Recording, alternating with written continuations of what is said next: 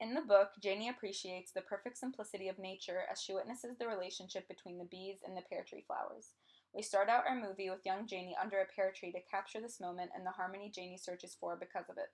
We started the camera angle far out and then zoomed in to emphasize her close relationship with nature. This scene is the first time we see the interaction between Janie and the woman who raised her, her nanny. Even though Janie is so young here, Nanny is already commenting on the type of relationship Janie should aim to have. This captures one of the main themes of women only gaining power or regarded in high esteem after marriage, or in this case, dating. This scene also marks the beginning of people taking control over Janie's life. In the following scene, Janie and her best friend Phoebe sit on the porch to catch up.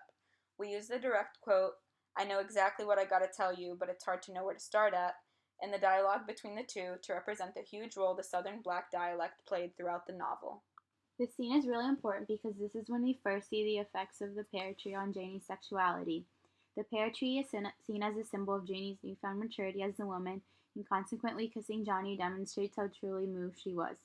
As Nanny reprimands her in the following scene, we purposefully place the camera at an angle to appear as if Nanny is looking down on Janie. This shift in perspective represents the power and control Nanny has over Janie.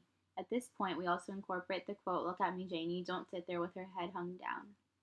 Next, we put in a little montage scene to show that Logan does treat Janie well for some time, but that Janie still isn't impressed with all that he gives her. Many black women during the time period of the book were voiceless when it came to the relationship they had with their husbands, and many found themselves unable to love the man they were with, even if they were treated well. When Nanny tells Janie to ignore her doubts and to just stay with him, it shows that Janie is far more progressive than those other women in terms of wanting a true relationship based on love. Janie wanting both security and a deeper emotional fulfillment ties into another symbol, the horizon. Going to the horizon, or in other words, experiencing life to its fullest, becomes one of Janie's main focuses for the rest of the movie. 3 words that we would use to describe Logan are short-tempered, one-dimensional in terms of his personality, and old-fashioned. 3 words we would use to describe Janie are spirited, strong-willed or strong-headed, and naive. At the end of this conversation, we use another direct quote from Nanny saying, "Just wait a while, babe, your mind will change, but in the meantime, I'll be praying for you." In the following scene, Logan begins treating Janie as his property, asking her to do things for him. Although she does them, her reluctance to do so tells us that she is beginning to want more for herself and the relationships she has. The first time Jody and Janie talk, Janie realizes that her relationship with Logan doesn't necessarily have to be set in stone. While at this point Logan seemed to be controlling her, Jody seemed to offer something more. The symbol of the far horizon is introduced once again as Jody speaks, representing the life of imagination and limitless possibility that Janie has always dreamed about. 3 words that would describe Jody are passionate, ambitious, and later on, conceited. In both the movie and the book, Janie is seen to have the power to end her relationship with Logan and move on to Jody.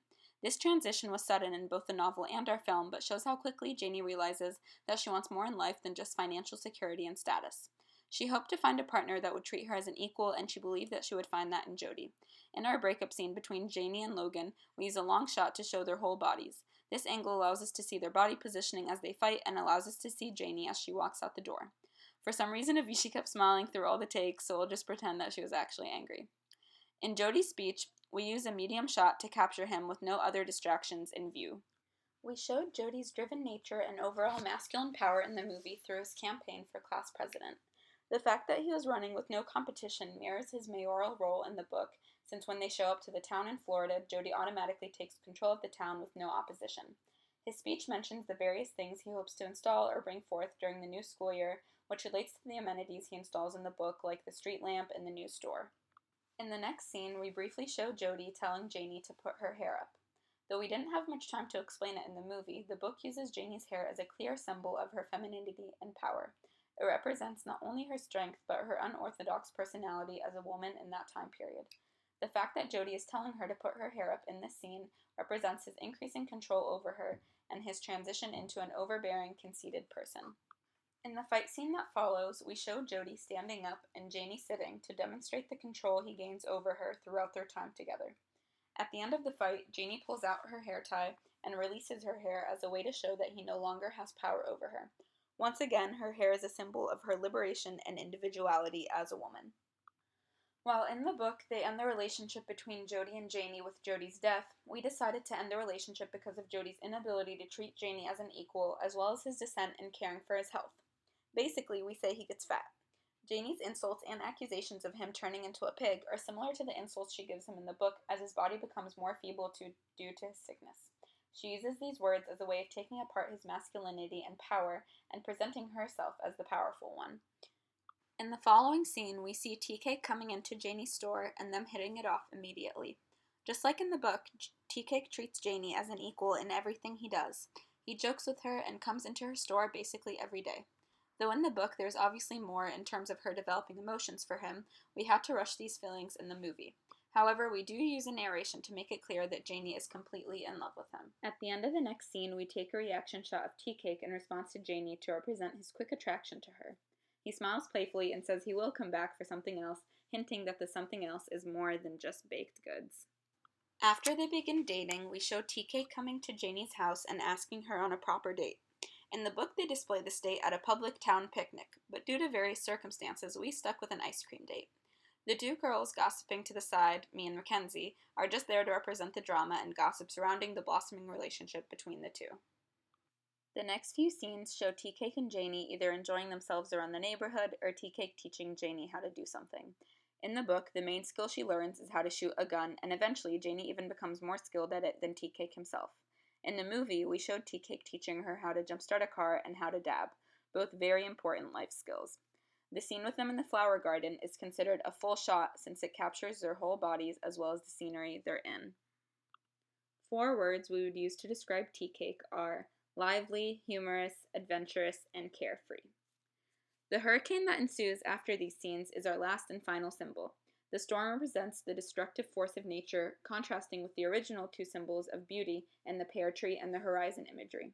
Whereas those 2 depicted a more positive connotation, the hurricane demonstrates how chaotic and unexpected this world can truly be. Unfortunately, while filming, the weather did not cooperate with us, even though it was freaking raining the entire week. To get past the small annoyance, we added thunderstorm sounds and edited the brightness to make it seem very dark and stormy. We took our last minute to wrap up how far Janie had come as a woman. Tea-Cake's death, though horrible for Janie to endure, reflected how much she had grown as a person and how secure she had become with her individuality. Although Tea-Cake meant everything to her, she was able to move on and reflect with Phoebe on the wonderful things he had brought to her life. Her relationship with him allowed her to reach the horizon, and we end the movie on a positive note saying that she is now strong enough to live on her own. The final scene with Janie in the bed uses a follow angle shot. It starts with a full frame of Janie on the bed looking at her phone, and then focuses in on just the phone screen to show what Janie is viewing. Avishi would like to add that it was also 1 a.m. when we filmed this, so not the best time to shoot a scene because her hair doesn't cooperate that late at night and she could barely stay awake.